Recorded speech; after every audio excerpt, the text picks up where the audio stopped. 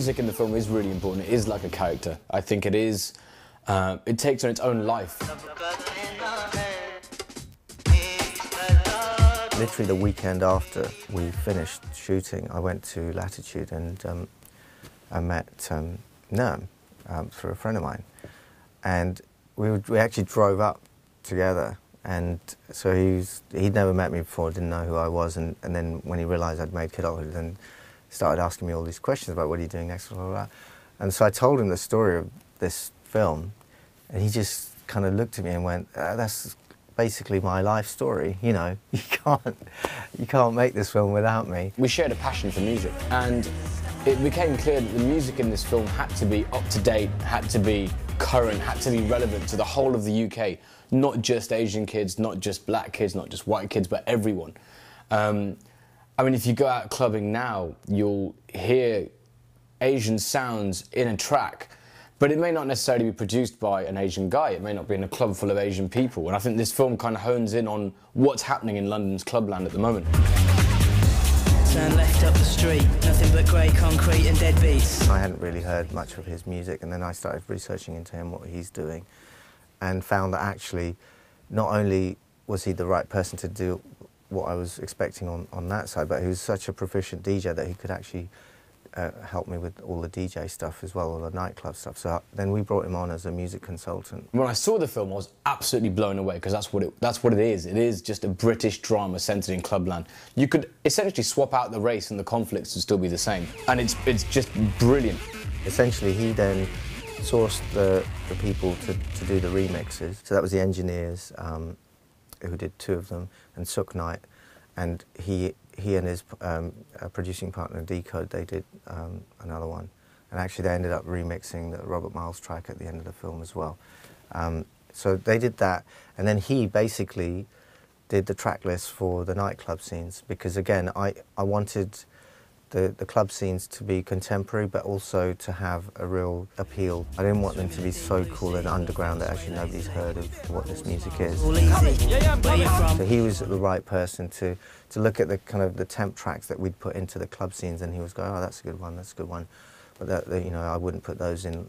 You know, he would suggest things, and you know, if I liked them, they stayed in. If I didn't, I'd ask him to come up with other ideas, and we just, you know, talked our way through it and came up with a sort of final list, and which is absolutely just spot on for the film. When I first got the film, the music that we were responsible for obviously wasn't in it yet. So I'll show you this club scene. This is the first club scene. So you boys going to Amsterdam then? You can hear the music being played now. It's just holding music at that time, you know, it wasn't going to be used in the film. But it was literally just one track being played. So it's like pretty stomping techno, right? In this scene, and then it's like one track throughout all this section, and then another track there, and that's about it. It was like 2 tracks for the entire scene at that point, maybe 3. So what we did was come in and give it a good kick in the pants.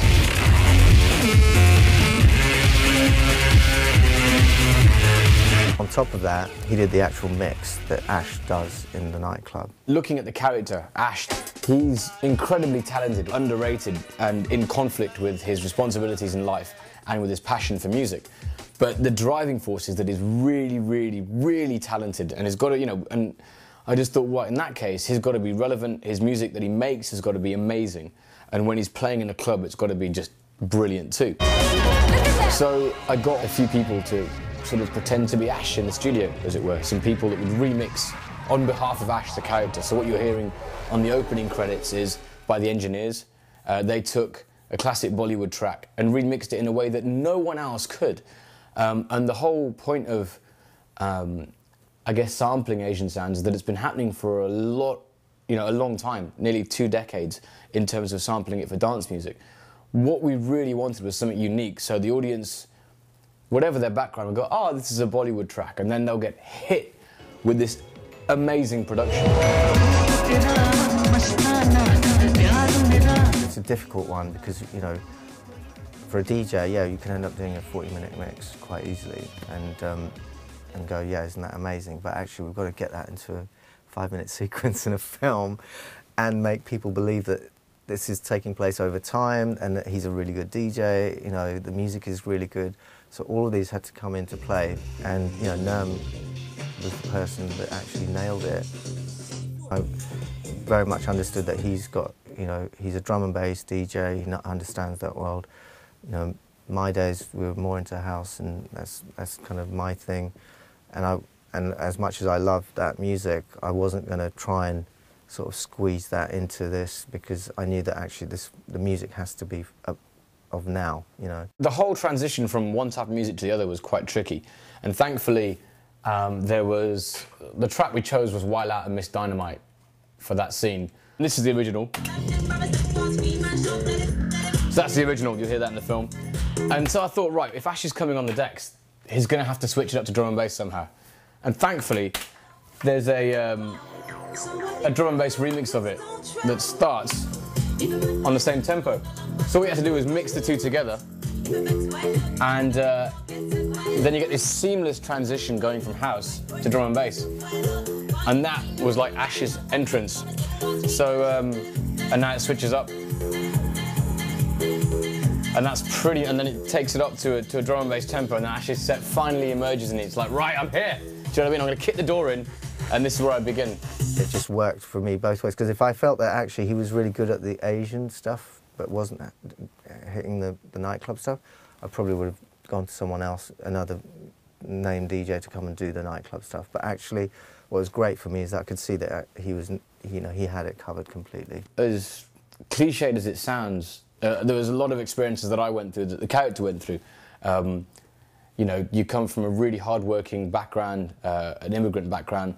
There's a certain expectation for you to succeed. You have a passion for your art. And, you know, certain members of your family may not support you above others. Or that, you know, the dynamics in a family are always different. There's going to be some people that support you and some people that don't. And winning them over is often quite tricky, and doing your own thing can be quite tricky. I mean, don't get me wrong, I've had great support through from my own family, but there are elements of conflict in the film that I can relate to. And yeah, you know, obviously I'm brown. I was obviously raised in a corner shop, so you know, there was that element of the film that really spoke volumes to me as well, like, you know, carrying liquids from the warehouse to the shop and then to a party, that kind of stuff. You know, that's just what everyone with the shop kind of grew up with. So yeah, there's elements of it that I really, really, really appreciate. And also, I love the fact that the lead character ends up with a really hot blonde. I think that's brilliant.